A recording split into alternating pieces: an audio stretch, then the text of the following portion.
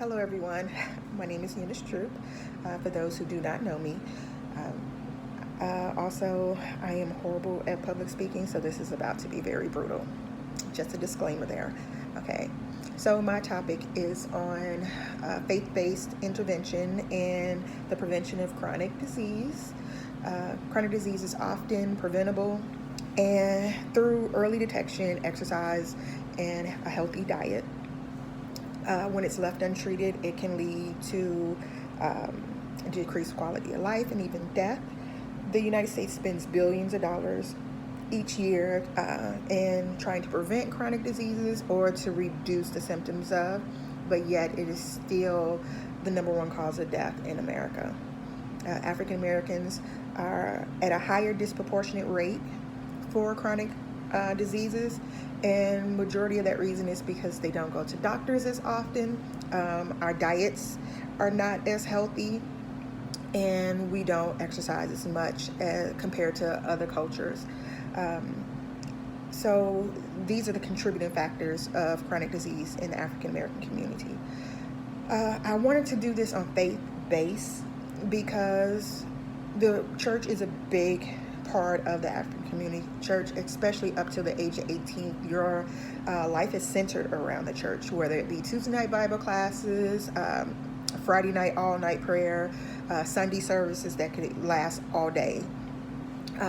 It's a big part of our community, and the church is a healing place, a resting place for us. So we go for moral support, sometimes financial support.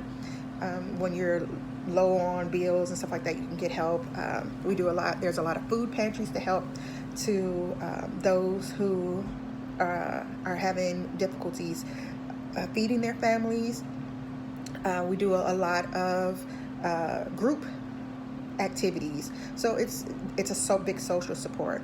So integrating the church and education on chronic diseases and nutrition and exercise can be very beneficial to the African American community, especially with majority of the older adults who don't believe in going to the doctor because they can pray away signs and symptoms. A lot of heart attacks or high blood pressure is considered to be a demonic attack on the body, and if you just pray that God will remove that sickness from you.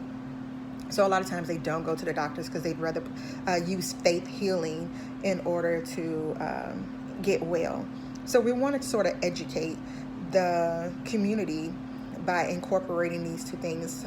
So my question is, can faith-based intervention be more effective in reducing chronic disease than traditional methods of just seeing your primary care physician and telling them to exercise and diet? If incorporating large groups would be more motivational and would keep people to be consistent on their diets and exercises, and how much would there be a reduction in those diseases when placed in a church setting where people feel comfortable and you're including scriptures to back up what you're saying? I believe that could be a very interesting topic, and I'm looking forward to see if there's any scientific facts that shows that this would be more effective, that if we apply scripture along with the church, with the motivation and background, that we could put a dent in chronic disease in the African American community.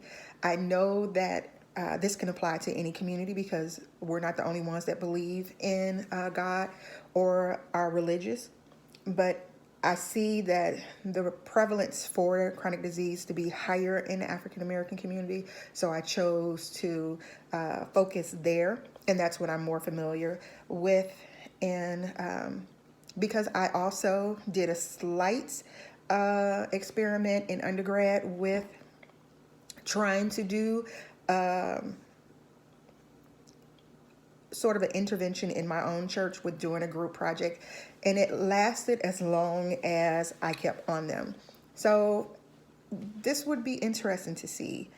I look forward to finishing my research and presenting it to you and seeing what the actual outcome is. Stay tuned.